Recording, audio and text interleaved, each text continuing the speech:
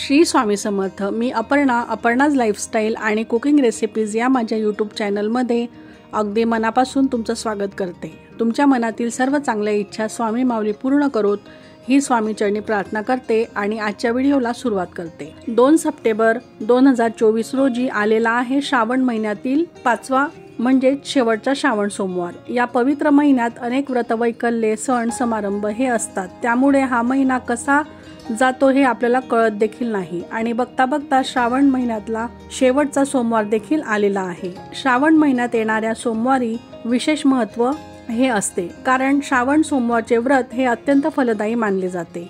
तसेच अनेक कुटुंबांमध्ये उपवास देखील केला जातो। प्रत्येक श्रावण सोमवारी शिवामोठी वाहिली जाते। तर मंडळी, आजच्या व्हिडिओमध्ये 2 सप्टेंबर रोजी म्हणजे शेवटच्या श्रावण सोमवारी अमावस्या देखील आलेली आहे। तर या काळामध्ये शिवपूजन कसे करावे, तसेच 5व्या श्रावण सोमवारी शिवामूठ सातूही सांगितलेली आहे। त्यामुळे अनेक जणांना असा प्रश्न पडलेला आहे की सातू म्हणजे नेमकं काय, आणि सातू हे धान्य बरेच जणांना माहीतही नाहीये आणि मला माझ्या सबस्क्रायबर मैत्रिणींच्या कमेंट देखील आलेल्या आहेत की सातू म्हणजे नेमकं काय। तर या व्हिडिओमध्ये त्याबद्दल आपण सविस्तर माहितीही जाणून घेणार आहोत आणि जरी तुमच्याकडे सातू नसेल तर शिवामूठ म्हणून तुम्ही काय अर्पण करावे अशी संपूर्ण माहिती आपण आजच्या व्हिडिओमध्ये जाणून घेणार आहोत। त्यासाठी व्हिडिओ स्किप न करता पूर्ण पहा आणि हे व्हिडिओ जास्तीत जास्त लोकांपर्यंत शेअर नक्की करा। तर सध्या श्रावण महिना हा सुरू आहे। येत्या 2 सप्टेंबर रोजी शेवटचा श्रावण सोमवार हा असेल आणि याच दिवशी अमावस्या देखील आलेली आहे। यालाच आपण दर्शपिठोरी अमावस्या किंवा सोमवती अमावस्या असं देखील म्हणत असतो। तर ही अमावस्या सोमवारी पहाटे 5:21 सुरू होणार आहे, तर मंगळवारी सकाळी 7:24 असेल।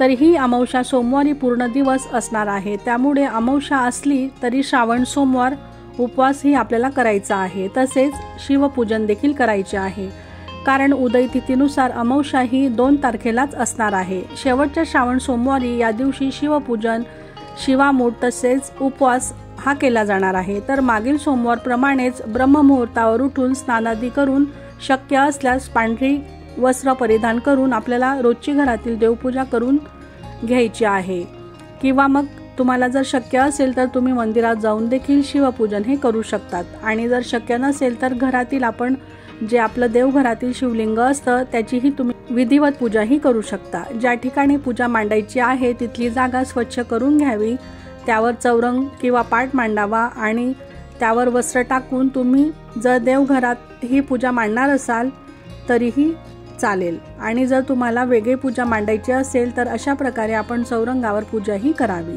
सर्वात आधी दिवा हा प्रज्वलित करून घ्यावा, दिव्याचीही पूजा करून घ्यावी। त्यानंतर गणेश पूजन करावे आणि मग शिवलिंगावर जलाभिषेक, पंचामृताचा अभिषेक किंवा कच्च्या दुधाचा अभिषेकही तुम्ही करू शकता। शिवपूजनात गंगाजलाचे देखील फार महत्त्व आहे, त्यामुळे या दिवशी गंगाजलाचाही आपण अभिषेक आवर्जून करावा। ही पूजा शांत बसून न करता संपूर्ण पूजा होईपर्यंत आपण ओम नमः शिवाय, ओम नमः शिवाय या मंत्राचा जप करायचा आहे। म्हणायला अगदी सोपा हा मंत्र आहे, त्यामुळे आपली पूजा देवापर्यंत पोहोचते व फलप्राप्तीही शीघ्र होत असते असं सांगितलं जातं। मृत्युंजय मंत्र देखील म्हणू शकता, यामुळे देखील आपले आरोग्य हे चांगलं राहतं, दोष दूर होतात व मन प्रसन्न होते आणि आपल्याला दीर्घायुष्य हे प्राप्त होते।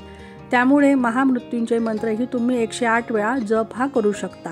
त्याप्रमाणे या दिवशी तुम्ही रुद्राभिषेक देखील करू शकतात। श्रावण महिना हा भगवान महादेवांचा उपासनेसाठी अत्यंत पवित्र मानला जातो। त्यातल्या त्यात सोमवार हा दिवस शिवपूजनासाठी अत्यंत प्रभावी तसेच महत्त्वाचा हा असतो आणि यावर्षी विशेष योगायोग म्हणजे श्रावण महिन्याची सुरुवात ही सोमवारी झालेली आहे आणि श्रावण महिन्याचा शेवट सुद्धा सोमवारी झालेला आहे। या महिन्यातील शेवटच्या श्रावण सोमवारी महादेवांना प्रिय असणाऱ्या वस्तू आपण शिवपिंडीवर अर्पण करायच्या आहेत। पांढरे वस्त्र, पांढरी फुलं, धोत्र्याचे फळ, फूल या गोष्टी महादेवांना प्रिय आहेत। तर आपल्याकडे जे साहित्य उपलब्ध आहे त्यामध्ये तुम्ही मनोभावे ही पूजा करावी। त्यानंतर पूजा झाल्यावर शिवलिंगावर शिवामूठ अर्पण ही करायची असते। श्रावण महिन्यात सोमवारी भगवान शंकरांना 1 मूठ धान्य अर्पण हे केले जातं।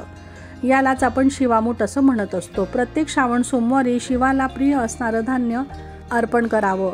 शिवामूठ शक्य झाली तर तुम्ही मंदिरात जाऊन देखील अर्पण करू शकता आणि जर तुम्हाला जमत नसेल तर तुम्ही घरी सुद्धा शिवामुठी वाहू शकता। मुली किंवा विवाहित स्त्रिया सुद्धा शिवामुठी वाहू शकतात। श्रावणातल्या 5व्या सोमवारी शिवामूठ म्हणून आपल्याला सातू हे अर्पण करायचे आहेत। पण अनेक जणांना असा प्रश्न पडलेला आहे की सातू म्हणजे नेमकं काय, सातू हे कोणते धान्य आहे? तर सातू हा एक धान्याचाच प्रकार आहे। तो थोडा गव्हासारखा दिसतो आणि पांढऱ्या रंगाचा तो असतो। तर हे सातू धान्य शक्यतोवर महाराष्ट्रात आपल्याला मिळत नाही, कारण हे धान्य बिहार, उत्तर प्रदेश, गुजरात, मध्य प्रदेश या भागांमध्ये याचं पीक हे घेतलं जातं। त्यामुळे शक्यतोवर महाराष्ट्रात हे धान्य आपल्याला मिळू शकत नाही। परंतु जुन्या काळात यज्ञ सामुग्रींमध्ये सातूचा उपयोग हा केला जात होता।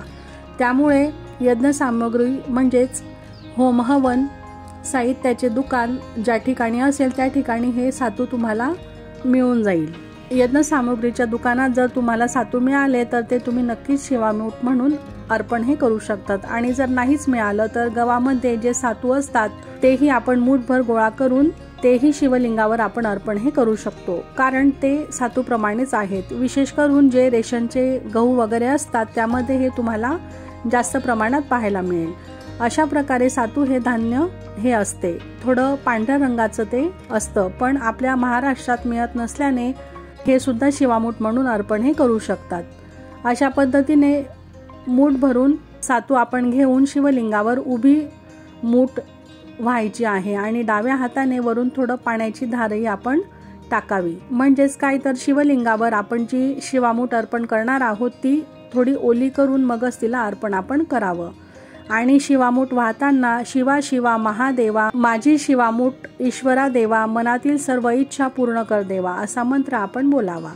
ज्यांना मासिक धर्म असेल त्यांनी शिवामूठ व पूजा करू नये, त्यांनी उपवास मात्र करावा।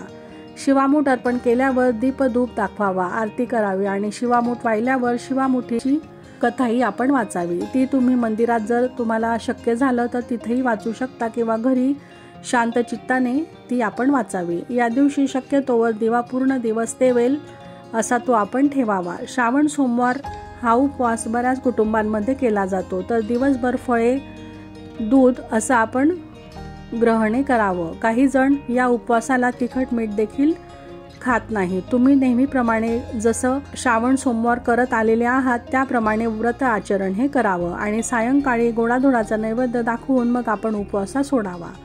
तर या दिवशी श्रावण अमावस्या सुद्धा आहे, तर उपवास कसा करावा, कधी सोडावा याचाही व्हिडिओ आपल्या चॅनलवर लवकरच अपलोड हा केला जाईल, तोही तुम्ही नक्कीच पाहावा। त्यासाठी चॅनलला सबस्क्राईब करून ठेवा, म्हणजे व्हिडिओ अपलोड झाला की त्याचं नोटिफिकेशन सर्वात आधी तुम्हाला मिळेल आणि तुम्ही व्हिडिओ हा पाहू शकाल। तर मंडळी, आजच्या व्हिडिओमध्ये शेवटच्या श्रावण सोमवारी आपण सातू ही शिवामूठ व्हायची आहे आणि याबद्दलची संपूर्ण माहिती आपण आजच्या व्हिडिओमध्ये पाहिलेली आहे।